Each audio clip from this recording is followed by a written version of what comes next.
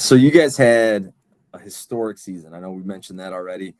Your boys won their first state championship, and you had an unbelievable relay team. I know watching them at our place at which I thought was a pretty high caliber invite, It and your was. boys were still racing the clock, man. They beat everybody, and they still broke.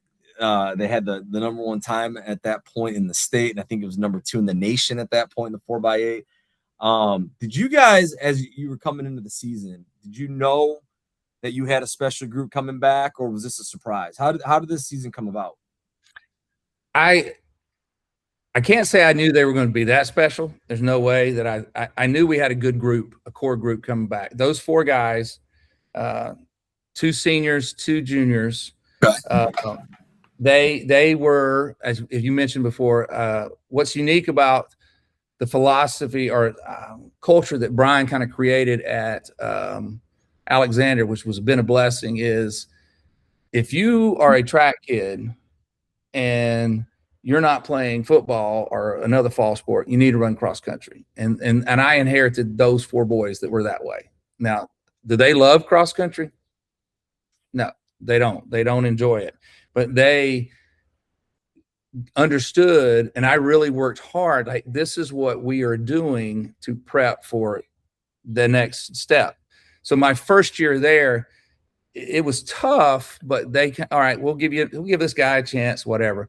Well, if you back up, last year we were actually runner up in 5A, and a lot of it was because of those guys. We'd won the 4x8s, we won the 4x4 the year before, and we had one guy that had won the 800 that year, and that all those guys were coming back. A unique combination of that was, the two seniors are Justin McKenzie and Caden Guidry. They were kind of our core, right? Landon Buchanan was a sophomore, and he was a 51 guy, but he bought into the cross country and did what. So his sophomore year, he gets down to 48.4. So he goes a big drum. The Richard Wilson kid was actually ineligible for varsity competition his sophomore year. So he only ran JV his sophomore year. But what was great about Richard was he knew what was next year. So very few kids do this. Richard, man, he got after it his sophomore year. He worked hard. He did everything he's supposed to do, et cetera, et cetera. So you get four kids like that. And then I will say this, highly intelligent kids. Richard and Landon are in the top 10 of their class. We're not talking about uneducated kids. We're talking about very academically gifted kids. Of course, Justin and Caden are going to Tech, so they're not they're really good students. So it was just like a perfect storm, right? And so now these guys are buying in. So their junior year, it becomes kind of like, oh, this is what we can do. Finally get to put all four of them together, and then it just like blows up. And so, for example, Landon at the distance carnival, we came to y'all twice, right? So the first race year was the distance carnival. Landon had been, I'm a 400 guy. I'm a 400 guy. I said, well, the first meet of the year, there's no 400, buddy. So what are you going to do? And he kind of said, I'll run the mile. I said, okay, we'll let you go run 16. So I said, and then he goes, I'll try the 8, coach. He actually switches. So he runs the 8. Well, Joker runs 155. Okay.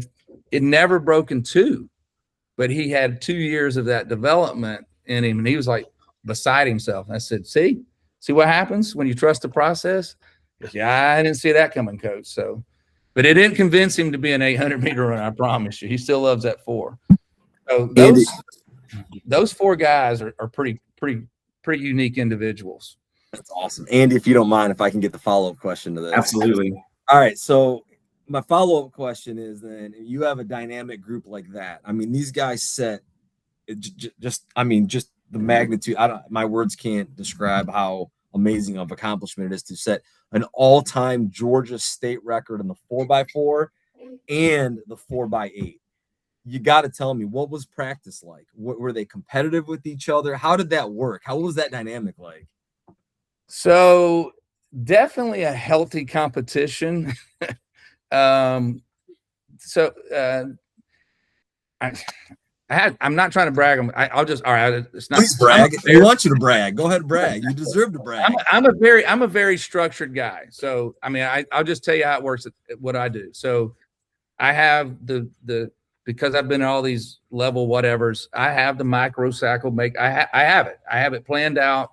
Then I go daily. And when I go daily is I give a very detailed practice plan that I'll send out in a group text or group me. And so these kids are clicking on it. They're seeing it. Their expectations to know what the warm up is, whatever. Then there's groups. I do train a 400 group and 800 group. I train the guys who really want to focus on the 4. They get a specific set of type of workout in the 8. Now, both of these workouts are similar in nature, but they may differ in intensity and distance, right? Sure. And so, yeah. So I trained Caden and Richard and Justin were in a group together. They were a group together. And so those guys, they were really good at, we've always talked about the one-stepper, right? You know, I'm talking about in distance runs. Well, imagine one-steppers running 300-meter repeats, okay? So that's what you're getting out there. You get these two guys that get side by side, and they're one's wanting to take off on the other one, but they don't want to at the same time. So, I mean, it's fun to watch. And of course, and Landon had a really good group with him. We had a couple other kids. I'm not even talking about our 300 hurdler worked out with Landon. By the way, who ran 53 this weekend up in Adidas, who was an alternate. He ran an open 4 and 48.7. So I had a 48.7 who never touched the relay. So, I mean, it was fun. I mean, just say, so you got these two guys pushing each other.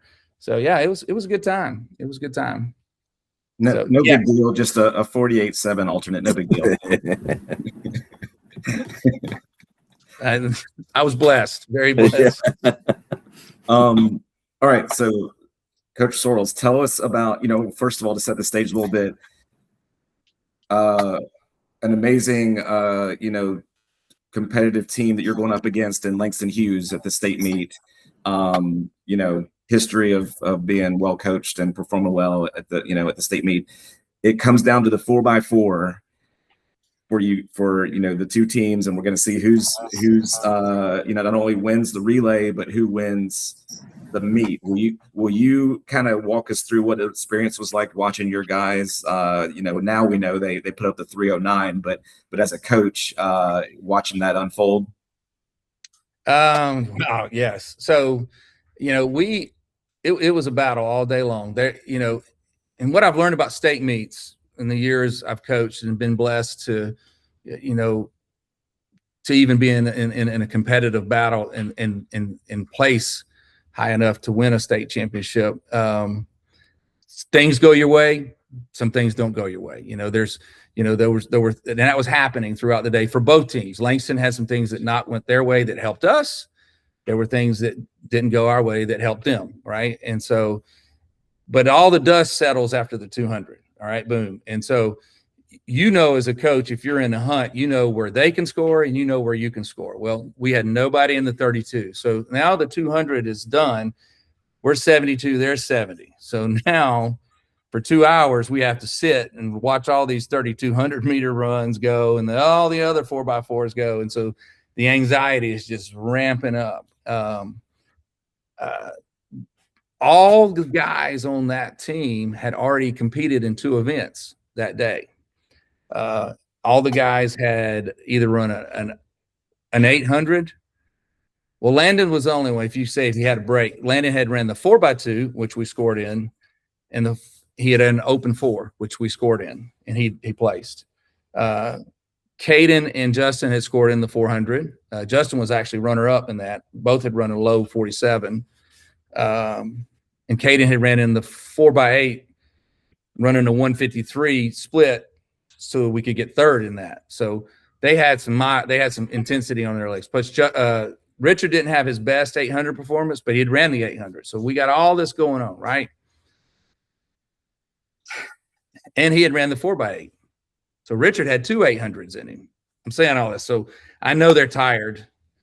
I know they need some little pep talk, but we got 2 hours. So I go over there and I'm talking to them. I'm doing, but I don't want to talk to them too much. I don't want to, I don't want to get in their heads. But from the spring break meet, right? I remember all the way back on that 4x4 at your break. I said, we have to do this today because it's going to come back around. That you're going to have to be able to run after doing 2 hard events, which we did at your meet. Your meet was the tune-up for state. I was already thinking that ahead of time. So you've done it at Marietta. You can do it again today. And we had a certain lineup at your meet that I let them pick. Wasn't my choice, it was their choice, because I'm giving a little ambiguity. I give them a little freedom, but you want them to have ownership. So it wouldn't been my choice. At state, they go in that little tunnel underneath and you don't see them for a while and then they come back out, right? So last talk to them, what lineup? Yep, this is what we're going to do. We're going to do the lineup Marriott. All right, you trust that lineup? We come up. All right. So now I'm sitting out there. I'm about to have a heart attack. I can't sit still. They come out of the tunnel. They get on the track. Of course, it's all height. Now, mind you, they had run 3:13. We had run 3:13. Langston Hughes, no joke, but we hadn't raced each other. Of course, we're in the 2 lanes side by side each other, et cetera, et cetera. You can imagine the energy. I look up. I see Caden in the blocks. That's who I want. I look at our first handoff, our second leg. I'm looking and I'm expecting to see Richard. Okay. I'm trying so hard to turn it into Richard. It's not Richard. I said, that's Justin. I said, okay. Well, so they changed the lineup to the lineup I wanted. So they had did that, but we practice exchanges no matter what, whatever. They changed the lineup to the lineup I had wanted. And so they go with that lineup and it was perfect. It was perfect. I mean, and I was concerned about Richard. I'll be honest, not because of how his ability. He didn't have a good 800, so I was hoping it wasn't gonna. The opposite. He stepped up bigger than life. I mean, so and then when it came down to me, I tell this story. People can't believe I didn't know how fast. I did not know how fast they were running. I really didn't. I was focused on winning, and when I saw us win, I was, all right, well, I'm excited. We just won, and Brenda is sitting over the tent. She goes, Jimmy. I said, what? She said, Jimmy. I said, what? She goes, 309. I said, 309. She goes, you ran 309. And I said, 309. I mean, I'm going crazy. So it was very magical. And kudos to Langston Hughes, 311. Come on. When do you run 311 and not win? I mean, it's insanity. So, yeah, it was a good night. It was a good night. Yeah, Coach, that's incredible. I appreciate you sharing the details of that story. That's awesome. Yeah. With that being said, now shifting gears, you've had a historic season. Kudos to your kids. You have a couple going to Georgia Tech, and you have 2 coming back from that relay. Shifting gears now, we are now under new leadership in the Coach Association. All right. And you have been elected president of the Georgia Track and Field Cross Country Coach Association. I know on the executive board you have, correct me if I'm wrong here, Cedric Sapp is your vice president. Yes, sir. Wesley Etienne from Archer. He's the treasurer of the secretary, correct? Secretary. And who's the new treasurer this year? Patrick Parsons over at Patrick Allatoona. Parsons from Allatoona. That is right. Correct. On behalf of the association, is there anything you want to share with our viewers as to the new direction of the association? Absolutely. First of all, I really do appreciate those people who voiced their support of, first of all, nominating me. I didn't nominate myself. I wasn't going to, I just kind of was taken back by the fact that I was put up for a nomination. And then second of all, for winning that position. I I feel right now what we're trying to do, what we've been talking about this year, is just trying to get the ship righted. I felt like the association was not in the direction that was positive for anybody. And I'm not trying to talk negative about anybody's prior leadership or potential where it was. It's just the association wasn't in a good place. It's the best way to put it. And we wanted to try to escape that and put the association back in the direction where it's respected. It's going to be a great resource, more than just a rules clinic, really. We made an attempt to get a meet of champions out there, and it was kind of midstream there, but we wanted to basically, our approach was we wanted to say, hey, we're trying to get back in the right direction. The website's back up. We're trying to work on that. That was a battle in itself. I had to buy some rights. It's no longer gatfxcca.org. It's now .com. So that's all it's changed. I couldn't get the rights to the existing website, so that was fun.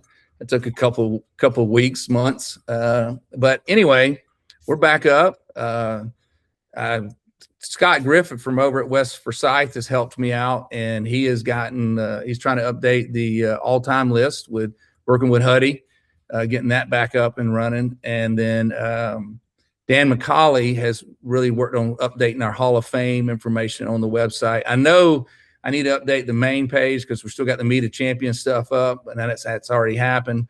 But it's moving in the right direction. The biggest thing that we want to do is be positive with that and help get it back where it's respected. And that's my job over the next 2 years. That's what I'm looking at. I don't expect to make it the best it's ever been, but I expect that whoever takes over following my tenure as the president has got something that's in a better place, a better position. I would like to see more membership, more people joining in and being a part of it, having a voice in it. I'm trying to figure out how we can get the word out more than just this interview, which I appreciate that. But I felt like from when it started, it kind of lost its vision of what it was supposed to be about. It's supposed to be a resource for our coaches out there, period, all coaches. And also I'm hoping that we can become more of a voice to GHSA, that maybe they would listen to some of what we say, and feedback about how we do things, as far as we want our state meet to run, our state meet to location, whatever. Just listen, have a voice. They may not agree, they may not, but at least we have an opportunity and listen to the voices of the other coaches. It's not just what Jimmy Sorrells wants or what Cedric Sapp wants. Is what does the coaches of our state want to see our sport to look like in the future?